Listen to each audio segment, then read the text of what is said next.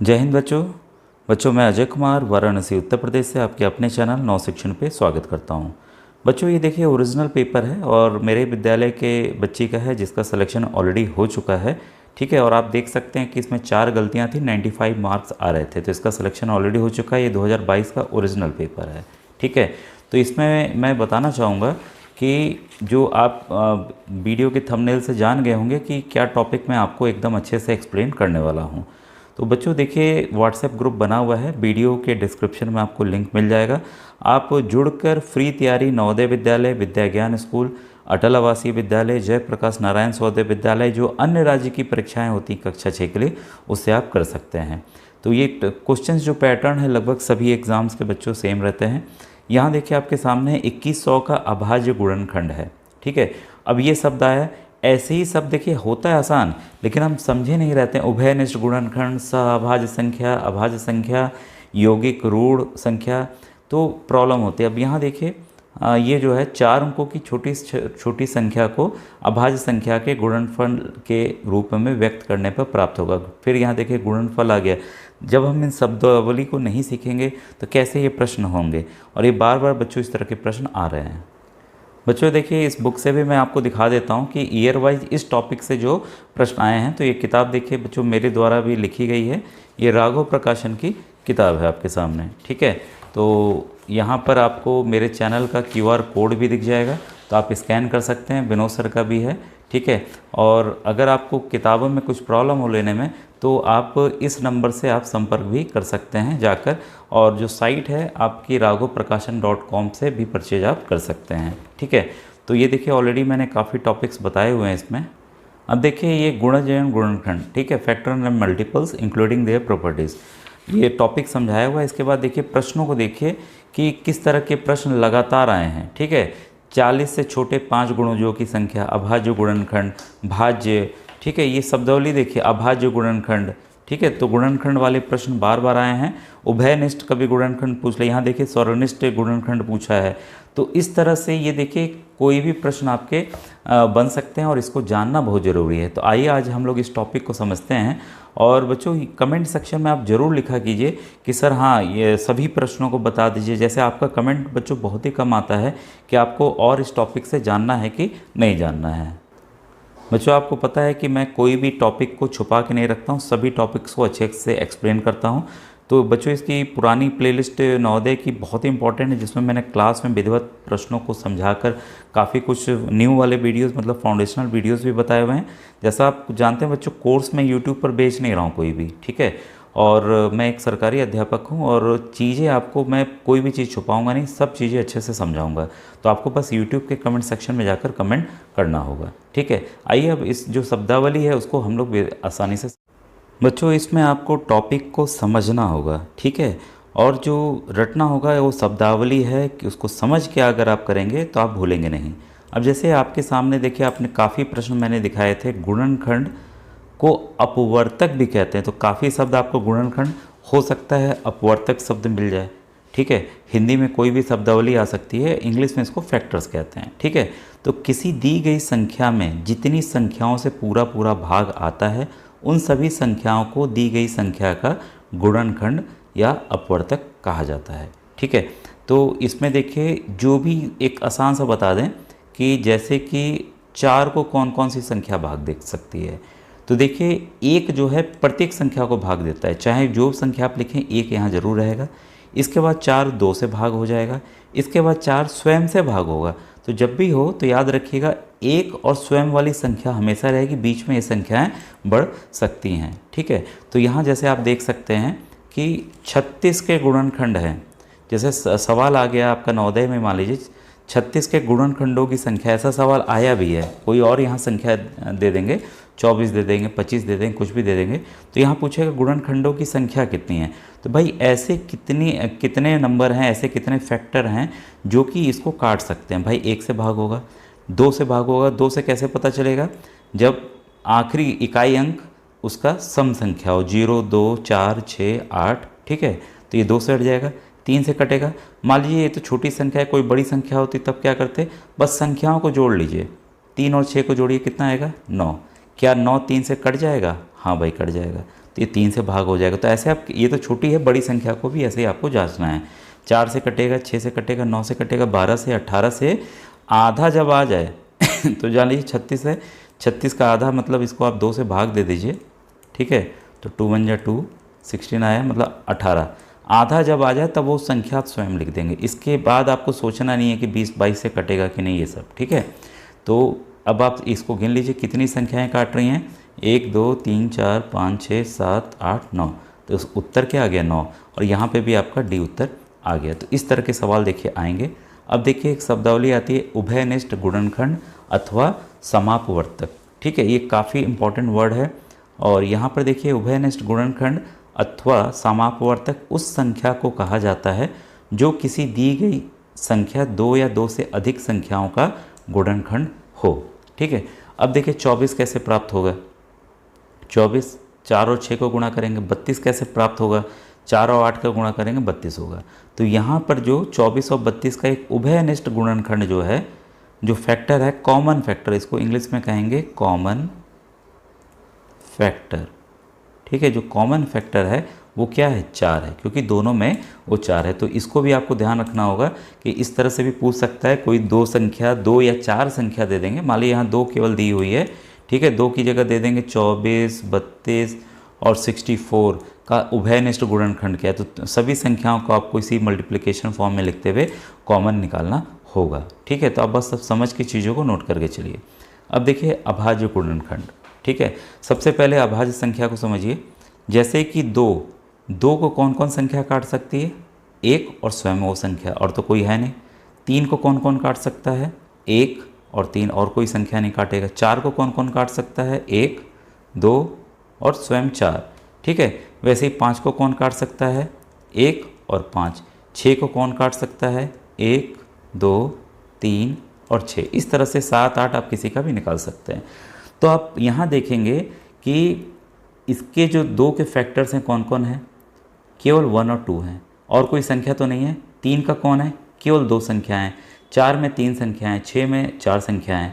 तो याद रखिएगा जिनके केवल 2 नंबर हों, 1 और स्वयं वह संख्या, वो हमेशा अभाज्य संख्या होती है, ठीक है। और हम लोग नंबर सिस्टम के जो प्रश्न हैं मैंने बताए हुए हैं, आप प्लेलिस्ट से जाकर देख सकते हैं।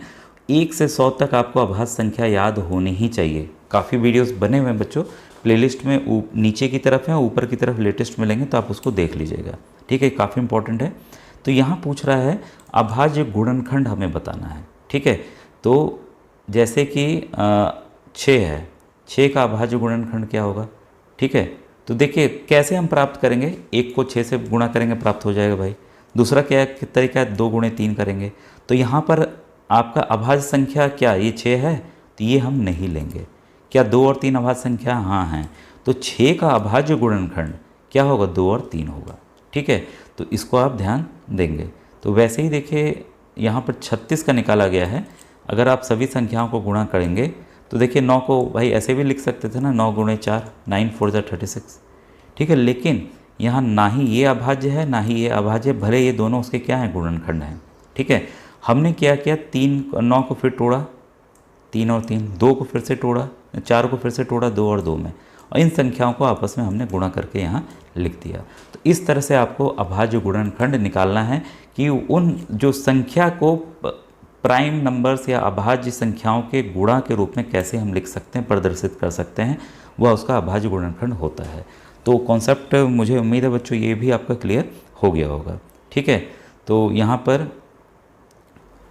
इसमें अभाज्य गुणनखंड कौन कौन सा है ये पूछा गया। तो ये तो इसकी संख्याएं हो गई। तो यहाँ अभाज्य गुणनखंड केवल 3 और 2 ही हैं। संख्या की बात हो रही, कितने हैं ये नहीं बात हो रही थी, ठीक है। तो यहाँ पर 3 और 2 ही हैं इसके अभाज्य गुणनखंड, ठीक है। तो इसका तरीका कैसे है वो मैंने आपको समझा दिया है। गुणज एवं अपवर्तय, ठीक है, इसको मल्टीपल कहते हैं बच्चों। किसी भी संख्या से पूरी पूरी विभाजित होने वाली संख्याएं उस संख्या के गुणज या अपवर्तय कहलाती हैं। ये शब्द वाली आपको याद करनी पड़ेगी, ठीक है। गुणज आपने देखा भी, ओरिजिनल पेपर में भी गुणज शब्द आया था।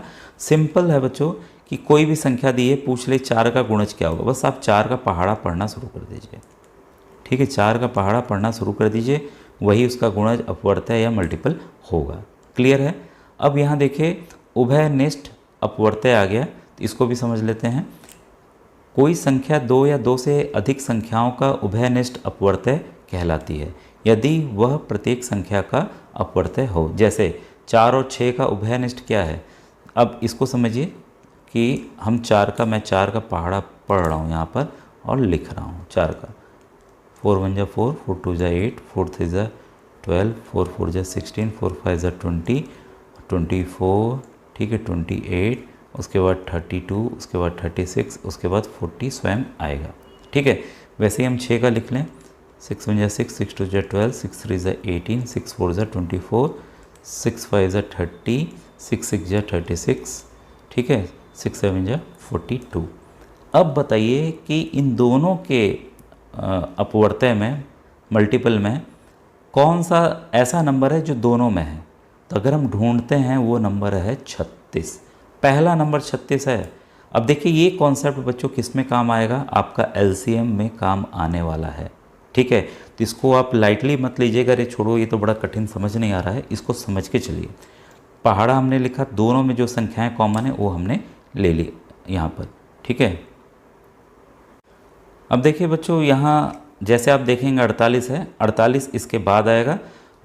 अगर हम 4 का टेबल पढ़ते हैं 40 तक आए, उसके बाद 44 है, उसके बाद 48 है, उसके बाद 52 आएगा। वैसे ही 6 के टेबल में 6 7 जा 6 8 जा 48, तो 48 भी आएगा आपका। ठीक है, तो इससे आप इसको समझ के चलिएगा कि उभयनिष्ठ अपवर्तय में कौन कौन सी संख्याएँ आ गई। आपकी दो संख्याएँ आ रही हैं 36 और 48। तो ये समझाने के लिए दिया हुआ है कि यहाँ पर अगर आप 4 गुणे 12 करते हैं तो 48 आ जाता है, 6 गुणे 8 करते हैं तो 48 आ जाता है। दोनों में कौन सा ये आ गया आपका, ये जो 48 है वो आएगा जब हम इसको गुणा के रूप में लिखते हैं किसी भी संख्या से। ठीक है, तो क्लियर हो गया। पहला आपका उभयनिष्ठ अपवर्तय 36, उसके बाद 48, इन दो संख्याओं के लिए 4 और 6 के लिए मैंने आपको समझाया है। ठीक है, ये और भी उभयनिष्ठ गुणनखंड हो सकते हैं जैसे जैसे हम पहाड़ा को आगे बढ़ाते चले जाएंगे। अब देखिए इसको बहुत समझना जरूरी है बच्चों। ट्विन प्राइम नंबर काफ़ी बार आया हुआ है। जुड़वा अभाज्य संख्या, दो क्रमगत विषम, यहाँ देखिए विषम अभाज्य संख्याओं की बात हो रही है। अभाज्य संख्या जुड़वा या अभाज्य संख्या कहलाती हैं। जैसे 3 और 5, ये देखिए जुड़वा हैं, अभाज्य मतलब 3 के बाद 5 आता है, क्लियर है। 4 तो अभाज्य संख्या है नहीं, तो ये आपको कम से कम 100 के अंदर जितनी अभाज्य संख्याएं जुड़वा वाली आती हैं उसको लिखना होगा। तो मैं आपको यहाँ नोट ऐसे करा दे रहा हूँ। 3 5 है, इसके बाद 5 और 7 है, इसके बाद 11 और 13 है, इसके बाद आपका 17 और 19 है, इसके बाद आपका 29 और 31 है। ठीक है, इसके बाद आपका 41 और 43 है, 43 है। ठीक है, इसके बाद आपका 59 और 61 है। ठीक है, तो इस तरह से 71 73 है, ये आखिरी है। इसके बाद 100 के ऊपर चला जाता है। तो इसको आप ध्यान रखिएगा, कभी कभी आता है प्रश्न तो आप इसको आसानी से हल कर लेंगे।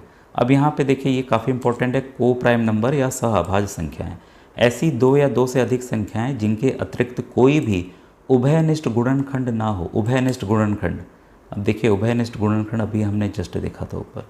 ठीक है, उभयनिष्ठ गुणनखंड ये आ गया फिर से, तो इसको आप समझे नहीं रहेंगे तो कैसे करेंगे। ठीक है, तो यहाँ पर क्या है इसको हम लोग समझें फिर से कि ये सहअभाज्य संख्या क्या है आखिर। ऐसी दो या दो से अधिक संख्याएं जिनके अतिरिक्त कोई भी उभयनिष्ठ गुणनखंड ना हो सहअभाज्य संख्याएं कहलाती हैं। अब जैसे देखिए 7 को मैं लिख रहा हूँ, 7 से कौन कौन सी संख्याएं कटेंगी, 1 और 7। 9 से क्या क्या कटेगा, 9 को किससे किससे कटेगा, 1 3 और 9 से। इन दोनों में कॉमन क्या है भाई, 1 कॉमन है। ठीक है, तो याद रखिएगा, या तो आप ऐसे निकालें, और सहअभाज्य संख्या हमेशा ही लगातार वाली संख्याएं होती हैं, जैसे 7 और 8 होंगी, 8 और 9 होंगी, कोई भी आप लगातार संख्या ले सकते हैं। ठीक है, जैसे 51 52 होंगी, तो आपको सोचने की ज़रूरत नहीं है। अगर आगे ऑप्शन में लगातार दो संख्याएं दिख रही हैं, आप टिक लगा दीजिए, वह सहअभाज्य संख्याएं होंगी।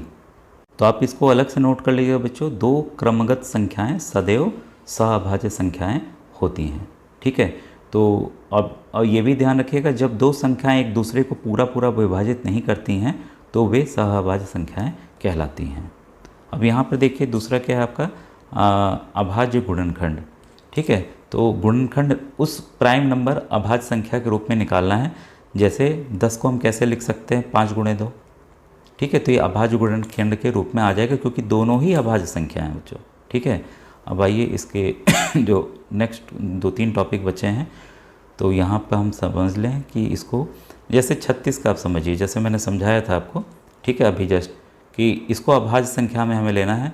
जैसे 9 गुणे 4 कर लिया आपने, फिर इसको हम कैसे कर सकते हैं, 3 गुणे 3 और 2 गुणे 2। तो ये सभी क्या हैं, इसके अभाज्य गुणनखंड के रूप में प्रदर्शित हो रहे हैं। ठीक है बच्चों, तो आपने देखे काफ़ी सवाल, मैंने व्हाट्सएप ग्रुप में होमवर्क के लिए क्वेश्चन भेजे हुए हैं, आप उसको अवश्य करें। ठीक है, और इन प्रश्नों को अगर आपको चाहिए तो आप यूट्यूब के कमेंट सेक्शन में कमेंट कीजिएगा, तो मैं इन प्रश्नों को साथ में जवाहर नवोदय विद्यालय में आए हुए प्रश्नों को भी बता दूंगा। इसको भी आप एज ए होमवर्क लेके चलें। ठीक है बच्चों, थैंक यू वेरी मच।